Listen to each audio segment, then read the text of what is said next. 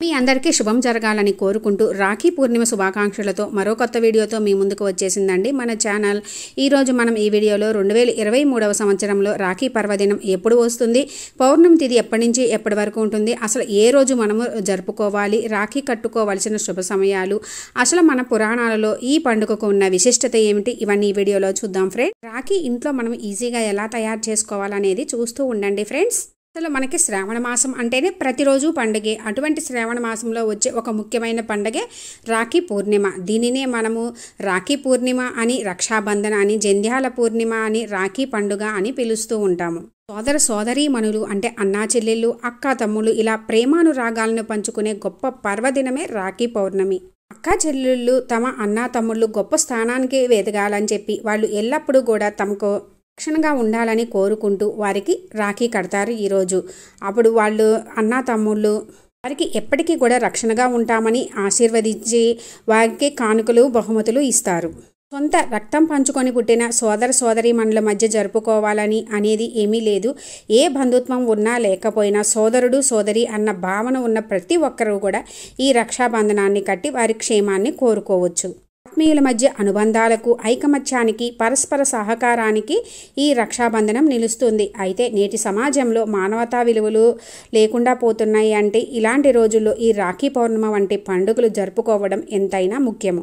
సోదర సోదరీమణుల మధ్య జీవితాంతం వాళ్ళకి భరోసా ఉంటామని, ఒకళ్ళకొకళ్ళు తోడుగా ఉంటామని భరోసా ఇచ్చే పండుగే మనకి ఈ రక్షాబంధనం, రాఖీ పౌర్ణమి.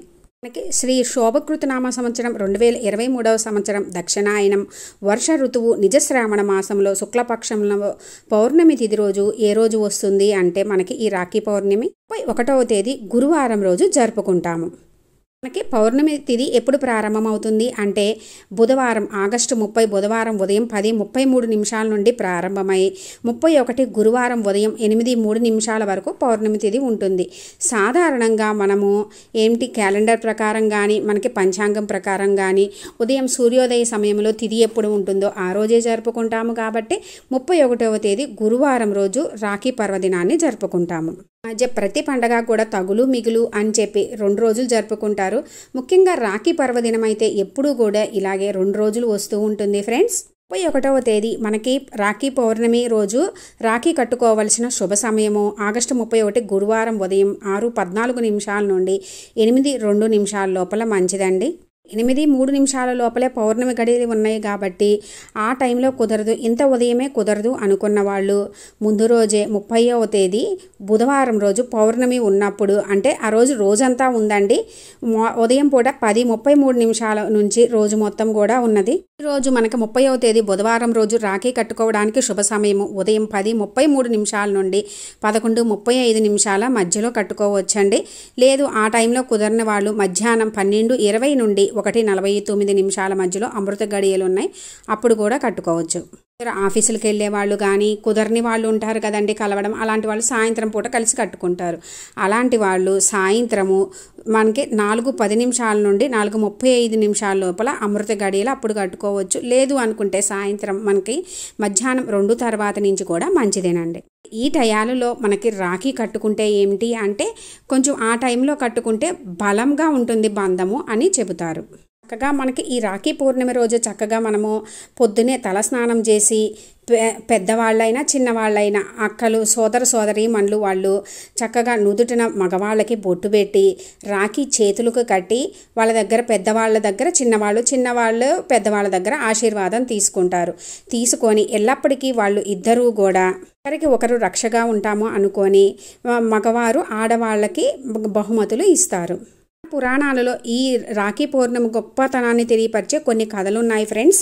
మహాభారతంలో ద్రౌపది శ్రీకృష్ణులు అన్నా చెల్లెల బంధం గొప్పది. శిశుపాలుడిని శిక్షించే క్రమంలో తన సుదర్శన చక్రాన్ని ప్రయోగించిన కృష్ణుని చూపుడు వేలికి గాయమై రక్తం ధారగా గారుతుంది. అక్కడే ఉన్న సత్యభామ, రుక్మిణి మొదలైన వారు కంగారు పడి గాయానికి మందు పోయడానికి తలో దిక్కునకు వెళ్ళి వెతుకుతుంటే అక్కడ ఉన్న ద్రౌపదీదేవి తన చీర కొంగు చింపి వేలికి కట్టు కడుతుంది. అప్పుడు శ్రీకృష్ణ భగవానుడు కృతజ్ఞతగా ఆమెకు ఎల్లవేళగా అండగా ఉంటానని హామీ ఇస్తారు. అందుకే కురుసభలో ద్రౌపది వస్త్రాపహరణానికి దుశ్శాసనుడు ప్రయత్నిస్తే ఆమెను పరంధాముడు ఆదుకుంటాడు. ఈ కథ మనందరికీ తెలిసిందే. అంత గొప్ప బంధం అన్నా చెల్లెళ్ళ బంధం అని. అంతేకాదు శ్రీ మహావిష్ణువు బలిచక్రవర్తి కోరిక మేరకు అతనితో పాటు పాతాళ లోకానికి వెళ్ళి ఉండిపోగా విష్ణువు తీసుకువెళ్ళడానికి వచ్చిన లక్ష్మీదేవి బలిచక్రవర్తికి రక్షాబంధనాన్ని కట్టి రక్షణ కల్పించమని లక్ష్మీదేవి బలిచక్రవర్తిని కోరుతుంది. బలిచక్రవర్తి సోదరుడుగా తనకు రక్షాబంధనాన్ని కట్టిన సోదరికి బహుమానంగా విష్ణుమూర్తిని పంపుతారని మన పురాణాలలో ఉంది.